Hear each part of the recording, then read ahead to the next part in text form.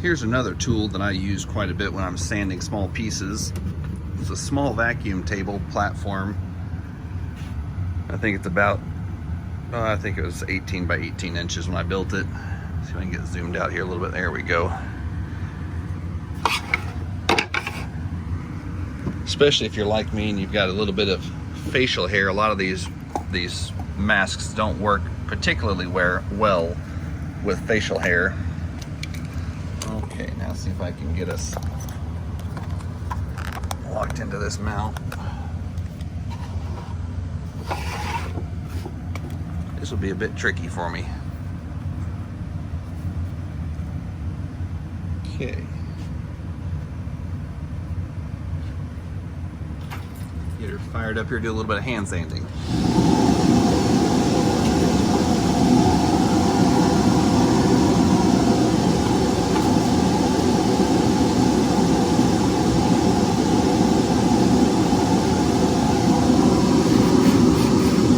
If you're going to do much woodworking, I highly recommend this fabric cloth-backed sandpaper, and I'll leave a link below. If I think about it, I'll try to do that for you.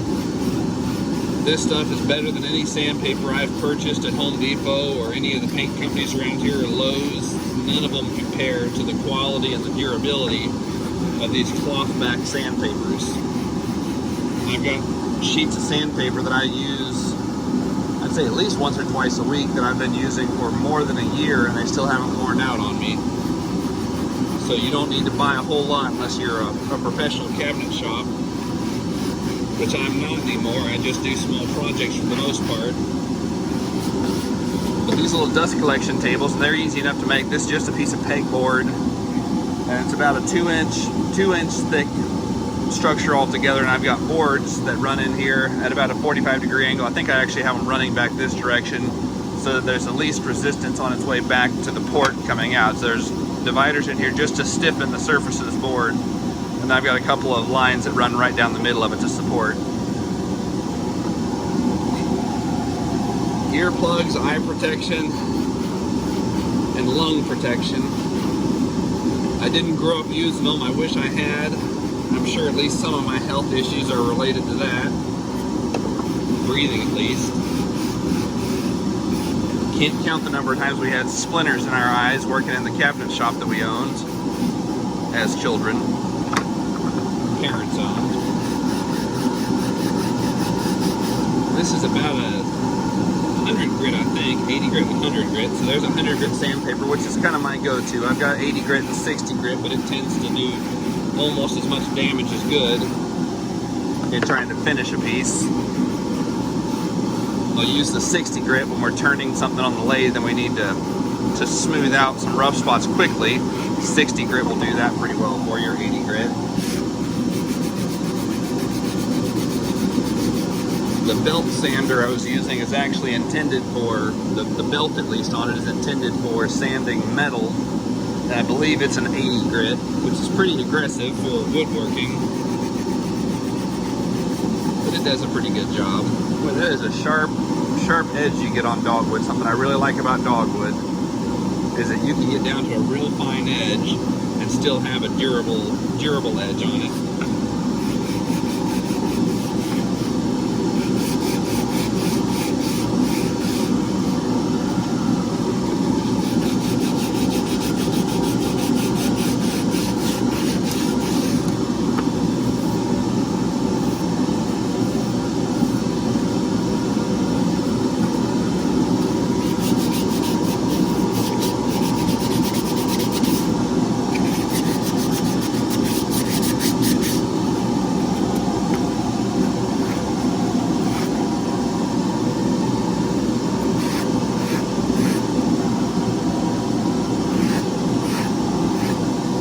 To leave this fairly rustic is what we like. If I was making this for a customer, I'd probably clean up these edges a bit more. But for our liking, this is about perfect, I'd say. These little foam-backed cabinet sanding pads I use to finish just about every project I work on. I believe I bought these, I know I bought these at Spectrum Paint. I'm sure you can get them other places. I have always purchased mine at Spectrum because I've had real good luck with them. I haven't thrown away more than 1 or 2 of these things. They do eventually lose their grit, but even when they lose most of their grit, you can still use them for some finish sanding. And they come in a variety of grits. I think the finest grit I've got in these is probably 220 or 320, somewhere in that area. And I don't usually get very coarse pads because these are just for the finishing.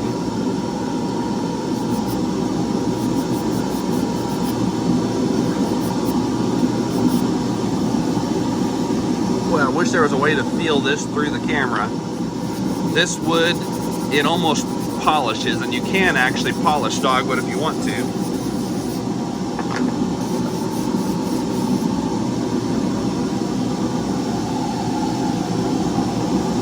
Well, that is a smooth, glassy smooth piece of wood. I think oil is about all that needs at this point. Maybe a little more sanding on the top side. Well, there goes the sanding pad. Magic trick for you. Disappearing sanding pad. A little bit of roughness up there I want to get rid of.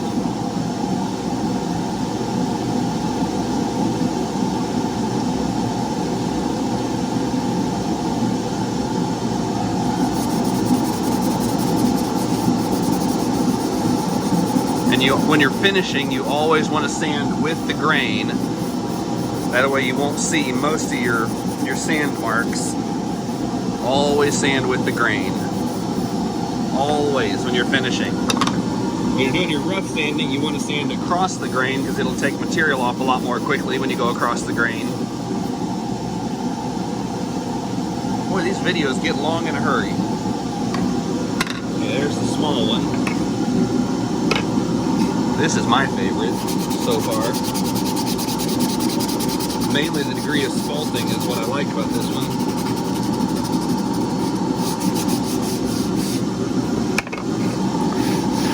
It was supposed to be a surprise. My wife snuck in on me to let me know she was heading out, and I've got screaming kids in the other room a little bit ago, so she got to see her Christmas present.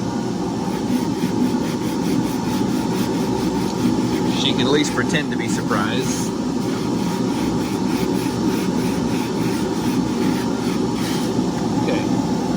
In this particular case, these black lines here are actually places where this board was already cracked when I cut it. I knew it had some imperfections in it. I filled those with CA glue. These were the large worm trails in here earlier. See if I can get the camera to focus on it. Filled those with some dogwood dust, super glue,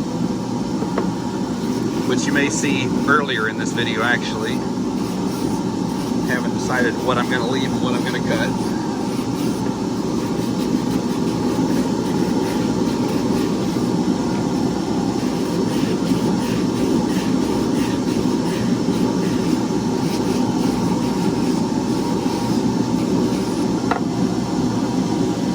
If any of your neighbor's dogwood trees die and you're a woodworker, you might consider trying to cut them down for free for your neighbors just for the wood.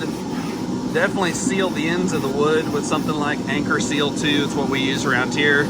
It's sort of a waxy substance. I wouldn't use paint. I wouldn't use wax itself unless you just don't have another choice. And then wax is probably the next best thing to use if you don't have something like Anchor Seal.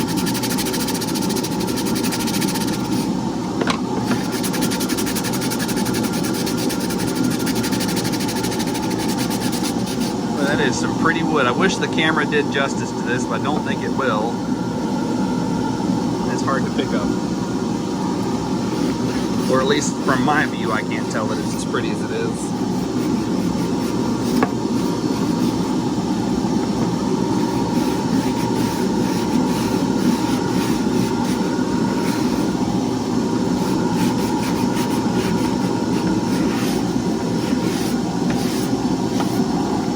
Wear your arms out.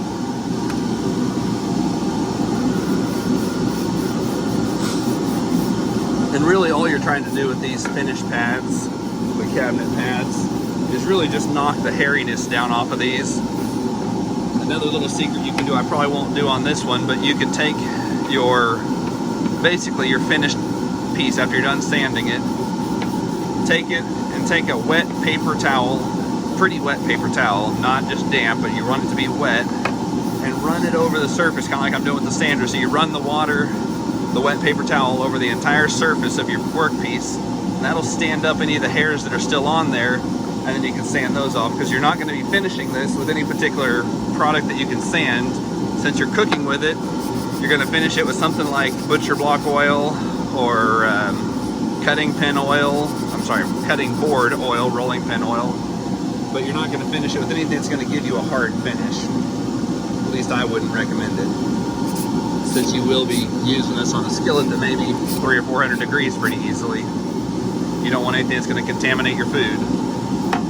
Okay, let's see about some oil.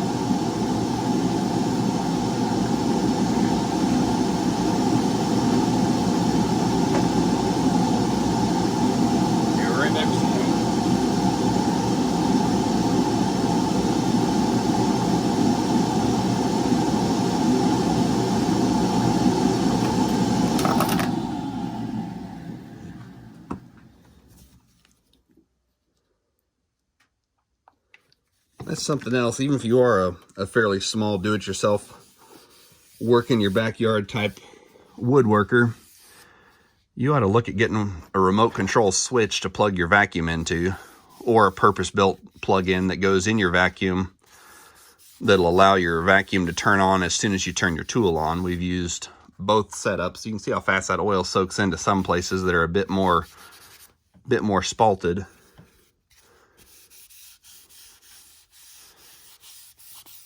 Well, that is some real pretty wood. I wish it were more available to all woodworkers.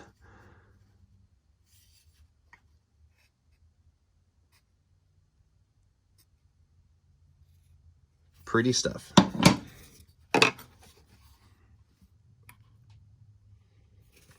Guess we got to open it. I'll leave a link to the oil that we use.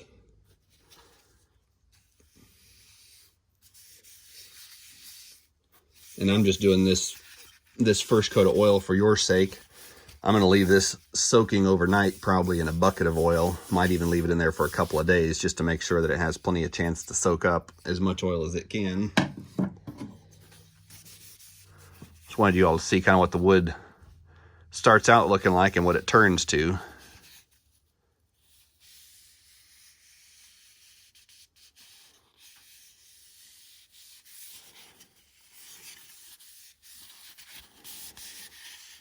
Okay. Thinking I'm going to set those in the bucket right now before I forget about them.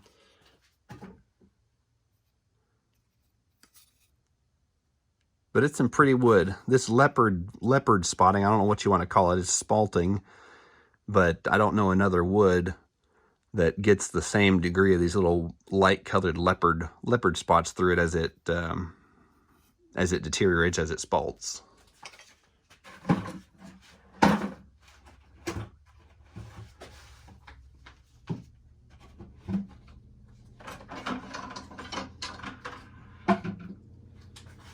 Here's one that I've been soaking overnight. This one is it's just cherry. Still a nice wood, but nowhere near as nice a wood as dogwood. It does give you a pretty smooth finish once you're done sanding it. Let's see if I can pull this back out of the oil bucket here and let you get an idea. They're similar in color, but on the camera they don't look very similar, but they are here in person fairly similar in color. The dogwood has much more of a pink color. The cherry here has a bit more of a orangish red color. Both pretty woods, and they both make for good cooking utensils. They both have a good smell to them. Cherry, a lot of y'all know what cherry smells like. Dogwood is a hard fragrance to really explain. I did want to show you here. That's actually, you can see the crack now where this is the one I originally cracked, where it's split in half. You can't really see the crack where it moves up through the side of the handle. No, I can't even make it out there. I think it actually might start here and work its way back, and then over and across. But we'll see. I think that glue will hold up pretty well. I probably should have let that glue sit for another day.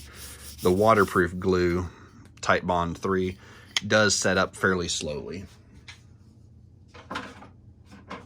Okay, well, we're gonna let those sit, and I appreciate you tuning in. I'm probably gonna make this a video of its own. If you like this video, please like and subscribe. And if there's another wood you'd like to see worked with, we do have quite a selection of wood, even here in my small at-home workshop. I've probably got 30 or 40 different varieties of exotic and rare woods. I don't have any ironwood to work with, though. All right, if you'd like and subscribe, be happy to see you all again. Thanks for watching.